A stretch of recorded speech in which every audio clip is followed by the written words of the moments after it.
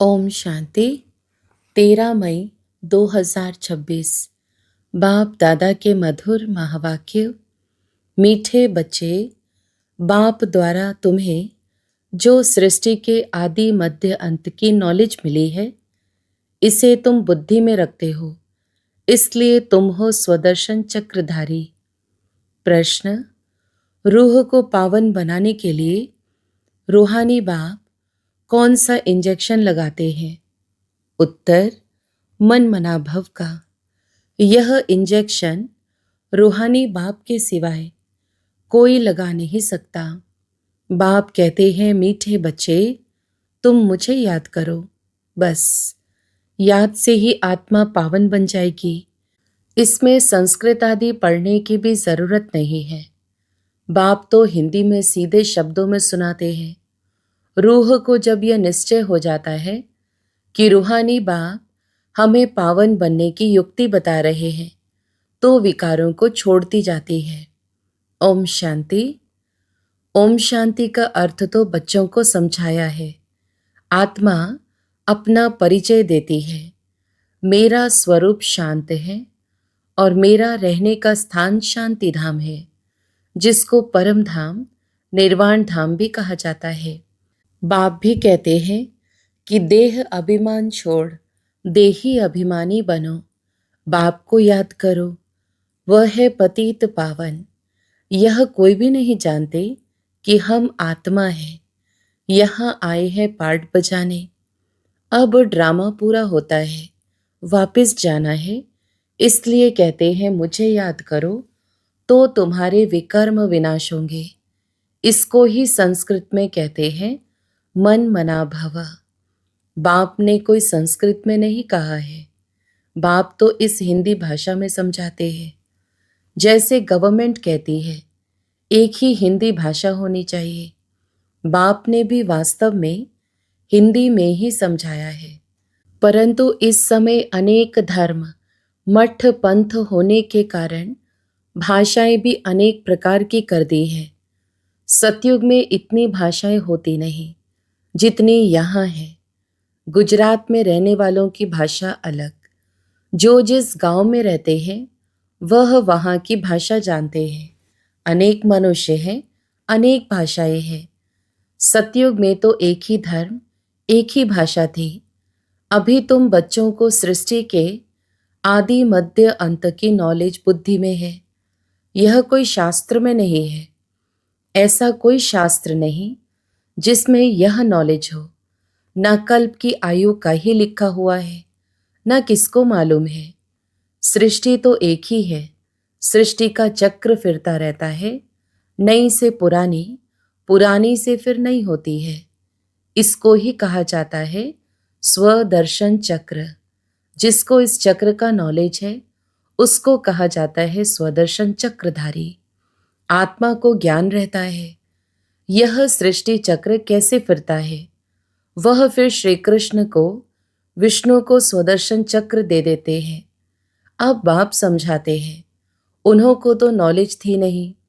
सृष्टि के आदि मध्य अंत का नॉलेज बाप ही देते हैं। यह है स्वदर्शन चक्र। बाकी कोई हिंसा की बात नहीं जिससे गला कट जाए। यह सब झूठ लिख दिया है। यह नॉलेज बाप के सिवाय कोई मनुष्य मात्र दे न सके। मनुष्य को कभी भगवान कह नहीं सकते, जबकि ब्रह्मा विष्णु शंकर को भी देवता कहा जाता है। जो बाप की महिमा है वह देवताओं की भी नहीं। बाप तो राजयोग सिखा रहे हैं। ऐसे नहीं कहेंगे बच्चों की भी वही महिमा है जो बाप की है। बच्चे फिर भी पुनर्जन्म लेते हैं। बाप तो पुनर्जन्म में नहीं आते हैं। बच्चे बाप को याद करते हैं। ऊंचे ते ऊंचा है भगवान, वह सदा पावन है। बच्चे पावन बन फिर पतित बनते हैं। बाप तो है ही पावन। बाप का वर्षा भी जरूर चाहिए बच्चों को। एक तो मुक्ति चाहिए, दूसरा जीवन मुक्ति चाहिए। शांति धाम को मुक्ति, सुख धाम को जीवन मुक्ति कहा जाता है। मुक्ति तो सबको मिलती है। जीवन मुक्ति जो पढ़ेंगे उनको मिलेगी। भारत में बरोबर जीवन मुक्ति थी। बाकी सब इतने मुक्तिधाम में थे। सतयुग में सिर्फ एक ही भारत खंड था, लक्ष्मी नारायण का राज्य था। बाबा ने समझाया है, लक्ष्मी नारायण के मंदिर सबसे जास्ती बनाते हैं। बिड़ला आदि जो मंदिर बनाते हैं वह यह नहीं जानते कि लक्ष्मी नारायण को यह बादशाही कहाँ से मिली, कितना समय राज्य किया, फिर कहाँ चले गए, कुछ भी नहीं जानते। तो जैसे गुड़ियों की पूजा हुई ना, इसको कहा जाता है भक्ति। आपे ही पूज्य, फिर आपे ही पुजारी। पूज्य और पुजारी में बहुत फर्क है। उनका भी अर्थ होगा ना। पतित उनको कहा जाता है जो विकारी हैं। क्रोधी को पतित नहीं कहेंगे, जो विकार में जाते हैं उनको पतित कहा जाता है। इस समय तुमको ज्ञान अमृत मिलता है। ज्ञान का सागर है ही एक बाप। बाबा ने समझाया है, यह भारत ही सतो प्रधान ऊंचते ऊंच था, अभी तमो प्रधान है। यह तुम्हारी बुद्धि में है। यहाँ कोई राजाई तो है नहीं, यह है ही प्रजा का प्रजा पर राज्य। सतयुग में बहुत थोड़े होते हैं, अभी तो कितने हैं। विनाश की तैयारियां भी होती हैं। दिल्ली परिस्तान तो बनना ही है, परंतु यह कोई जानते नहीं है। वह तो समझते हैं यह न्यू दिल्ली है। इस पुरानी दुनिया को पलटाने वाला कौन है, यह किसको पता नहीं है। कोई शास्त्र में भी नहीं है। समझाने वाला एक ही बाप है। अभी तुम बच्चे नई दुनिया के लिए तैयारी कर रहे हो, कौड़ी से हीरे मिसल बन रहे हो। भारत कितना सॉल्वेंट था, दूसरा कोई धर्म नहीं था। अभी तो अनेक धर्म है। अब रहमदिल बाप को याद करते हैं। भारत सुखधाम था, यह भूल गए हैं। अब तो भारत का क्या हाल है। नहीं तो भारत हेवन था, बाप का जन्म स्थान है ना। तो ड्रामा अनुसार उनको तरस आ जाता है। भारत तो प्राचीन देश है। कहते भी हैं बरोबर, क्राइस्ट से 3000 वर्ष पहले भारत स्वर्ग था और कोई धर्म नहीं था। अभी यह भारत बिल्कुल पट आकर पड़ा है। गाते तो हैं, भारत हमारा देश सबसे ऊंच था, नाम ही था हेवन स्वर्ग। भारत की महिमा का भी कोई को पता नहीं है। बाप ही आकर भारत की कहानी समझाते हैं। भारत की कहानी माना दुनिया की, इसको सत्यनारायण की कहानी कहा जाता है। बाप ही बैठ समझाते हैं। पूरे 5000 वर्ष पहले भारत में लक्ष्मी नारायण का राज्य था, जिन्हों के चित्र भी हैं। परंतु उनको यह राज्य कैसे मिला? सतयुग के आगे क्या था, संगम के आगे क्या था? कलयुग। यह है संगम युग, जिसमें बाप को आना पड़ता है। क्योंकि जब पुरानी दुनिया को नया बनाना हो, तभी मुझे आना पड़ता है पतित दुनिया को पावन बनाने। मेरे लिए फिर कह दिया है सर्वव्यापी, युगे युगे आता है। तो मनुष्य ही मूंझ गए हैं। संगम युग को सिर्फ तुम जानते हो। तुम कौन हो, बोर्ड पर लिखा हुआ है, प्रजापिता ब्रह्मा कुमार कुमारी। ब्रह्मा का बाप कौन? शिव, ऊंचे ते ऊंच। पीछे है ब्रह्मा, फिर ब्रह्मा द्वारा रचना होती है। प्रजापिता तो जरूर ब्रह्मा को ही कहा जाता है। शिव को प्रजापिता नहीं कहेंगे। शिव सभी आत्माओं का निराकार बाप है। फिर यहाँ आकर प्रजापिता ब्रह्मा द्वारा एडॉप्ट करते हैं। बाप समझाते हैं, मैंने इसमें प्रवेश किया है। उन द्वारा तुम मुख वंशावली ब्राह्मण बने हो। ब्रह्मा द्वारा ही तुमको ब्राह्मण बनाए, फिर देवता बनाता हो। अभी तुम ब्रह्मा के बच्चे बने हो। ब्रह्मा किसका बच्चा? ब्रह्मा के बाप का कोई नाम है? वह है शिव निराकार बाप। वह आकर इनमें प्रवेश कर एडॉप्ट करते हैं, मुख वंशावली बनाते हैं। बाप कहते हैं, मैं इनके बहुत जन्मों के अंत में प्रवेश करता हूँ। यह हमारा बन जाता है। संन्यास धारण करते हैं। किसका संन्यास? 5 विकारों का। घर बार छोड़ने की दरकार नहीं।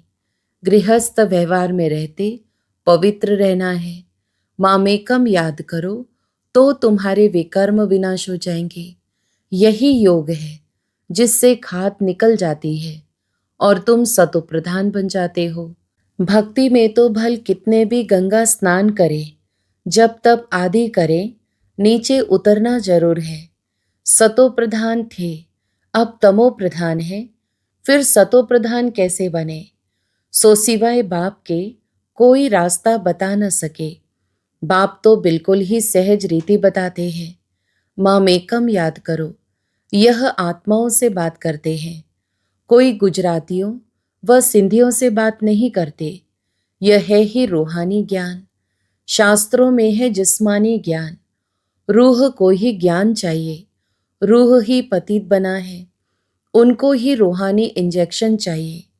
बाप को कहा जाता है रूहानी अविनाशी सर्जन। वह आकर अपना परिचय देते हैं कि मैं तुम्हारा रूहानी सर्जन हूँ। तुम्हारी आत्मा पतित होने के कारण शरीर भी रोगी हो गया है। इस समय भारतवासी तथा सारी दुनिया नरकवासी है, फिर स्वर्गवासी कैसे बन सकती है? सो बाप समझाते हैं। बाप कहते हैं मैं ही आकर सब बच्चों को स्वर्गवासी बनाता हूँ। तुम ही समझते हो बरोबर हम नरकवासी थे। कलयुग को नरक कहा जाता है। अब नरक का भी अंत है। भारतवासी इस समय रौरव नरक में पड़े हैं। इसको सावरंटी भी नहीं कहेंगे। लड़ते झगड़ते रहते हैं। अब बाप स्वर्ग में ले जाने लायक बनाते हैं तो उनका मानना चाहिए। अपने धर्म शास्त्र को भी नहीं जानते हैं, बाप को ही नहीं जानते।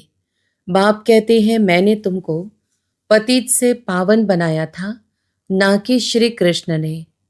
श्री कृष्ण तो पावन नंबर 1 था। उनको कहते भी हैं श्याम सुंदर। श्री कृष्ण की आत्मा पुनर्जन्म लेते लेते अब श्याम बनी है। काम चिता पर बैठ काले बने हैं। जगदम्बा को काली क्यों दिखाते हैं, यह कोई नहीं जानते हैं। जैसे श्री कृष्ण को काला दिखाया है, वैसे जगत अम्बा को भी काला दिखाते हैं। अब तुम काले हो, फिर सुंदर बनते हो। तुम समझा सकते हो भारत बहुत सुंदर था। सुंदरता देखनी हो तो अजमेर सोनी द्वारिका में देखो। स्वर्ग में सोने हीरे के महल थे, अभी तो पत्थर बित्तर के हैं। सब तमो प्रधान है। तो बच्चे जानते हैं शिव बाबा ब्रह्मा दादा दोनों इकट्ठे हैं, इसलिए कहते हैं बाप दादा। वर्षा शिव बाबा से मिलता है। अगर दादा से कहेंगी तो बाकी शिव के पास क्या है? वर्षा शिव बाबा से मिलता है ब्रह्मा द्वारा। ब्रह्मा द्वारा विष्णुपुरी की स्थापना। अभी तो रावण राज्य है, सिवाय तुम्हारे सब नरकवासी हैं। तुम अभी संगम पर हो, अभी पतित से पावन बन रहे हो, फिर विश्व के मालिक बन जाएंगे। यह कोई मनुष्य नहीं पढ़ाते हैं। तुमको मुरली कौन सुनाते हैं? शिव बाबा। परमधाम से आते हैं। पुरानी दुनिया पुराने शरीर में। कोई को निश्चय हो जाए तो फिर बाप से मिलने के सिवाय रह न सके। कहे पहले बेहद के बाप को तो मिले, ठहर नहीं सकेंगे। कहेंगे बेहद का बाप जो स्वर्ग का मालिक बनाते हैं, उनके पास हमको फौरन ले चलो। देखो तो सही शिव बाबा का रथ कौन सा है। वो लोग भी घोड़े को श्रृंगारते हैं, पटका निशानी रखते हैं। वह रथ था मोहम्मद का, जिसने धर्म स्थापन किया। भारतवासी फिर बैल को तिलक दे मंदिर में रखते हैं, समझते हैं इस पर शिव की सवारी हुई। अब बैल पर तो न शिव की न शंकर की सवारी है। कुछ भी समझते नहीं। शिव निराकार है, वह कैसे सवारी करेंगे?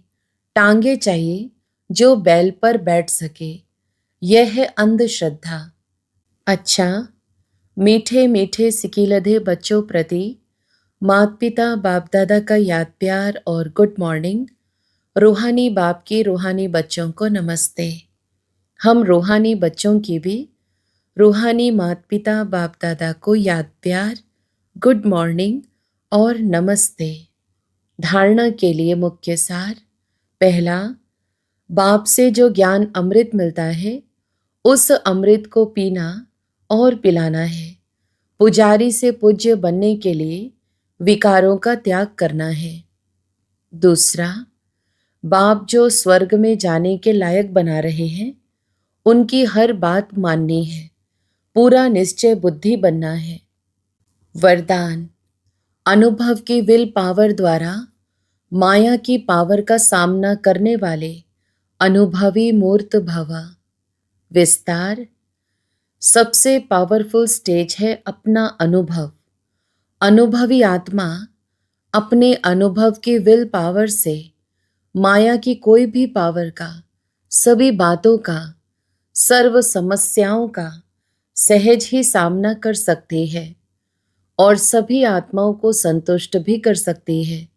सामना करने की शक्ति से सर्व को संतुष्ट करने की शक्ति अनुभव के विल पावर से सहज प्राप्त होती है।